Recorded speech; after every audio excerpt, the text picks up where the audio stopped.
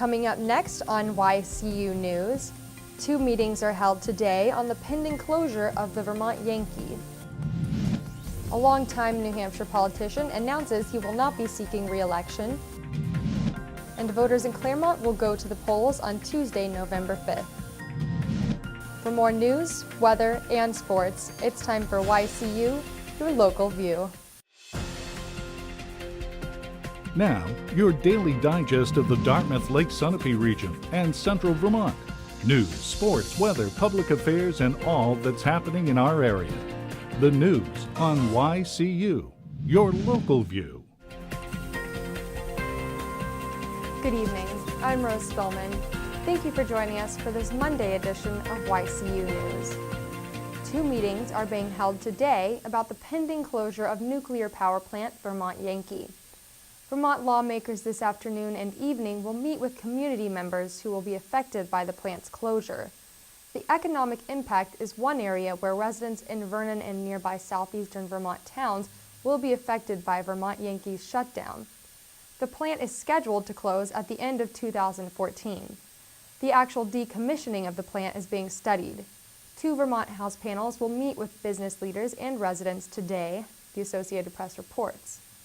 These include the Commerce and Economic Development Committee plus the state's Natural Resources and Energy Committee.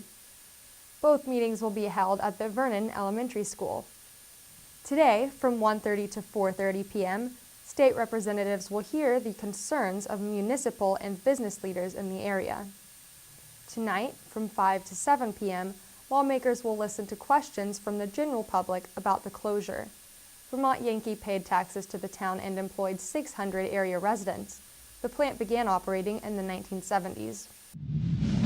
A longtime New Hampshire politician is calling it quits, citing health reasons. Executive Councilor Ray Burton of Bath announced he will not seek re-election. Burton has served on the council, which advises the governor, for almost 40 years. He represents District 1, the largest geographic area in the state. His work especially includes bringing the needs and concerns of North Country residents to lawmakers in Concord. Governor Maggie Hassan said she wishes Burton well as he focuses on his health concerns. His dedication to his constituents is unmatched, she said in a statement. Burton's public service benefited everyone in the state, Hassan said. Hassan said her thoughts and prayers are with Ray and his loved ones in this difficult personal time. Voters in Claremont's Ward 3 will choose one candidate from the city's ward's only contested race. Voters in Claremont will go to the polls on Tuesday, November 5th. The election slate features a mix of contested and uncontested races. 2 candidates in Ward 3 will challenge incumbent Nicholas Koloski for his seat. Brent Furland and Walter White each hope to unseat the post Koloski has held for the last several years. 11 candidates are vying for 4 at-large council seats.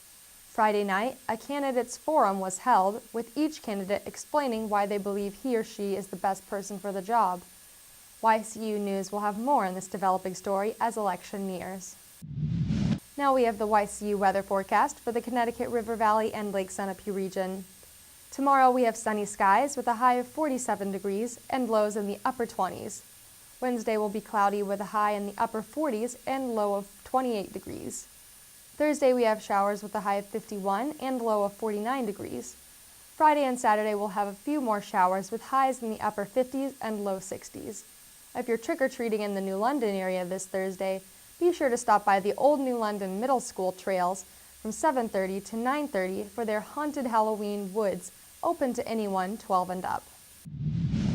And now it's time for our YCU Game of the Week. Last Friday was senior night as 13 Hanover High School seniors and their families were recognized before their last home football game. Longtime football coach Chuck Linehan was presented with a Marauder helmet by Hanover coach Mike Ivanovsky and athletic director Mike Jackson. Linehan is retiring after 43 years coaching the Bobcats. The 1-7 Marauders were going to have their hands full with the 6-1 Plymouth Bobcats down 21-0 in the first half on a 4th and 21 play. On a 4th and 21 play, Hanover's Sean Cavallero hits Jeff Gorham in a 25-yard gain. Cavallero gets Hanover on the board with this short touchdown run. In the second half, Cavallero once again hits Gorham for a long gain. Cavallero would score late in the game on this nice 27-yard scramble.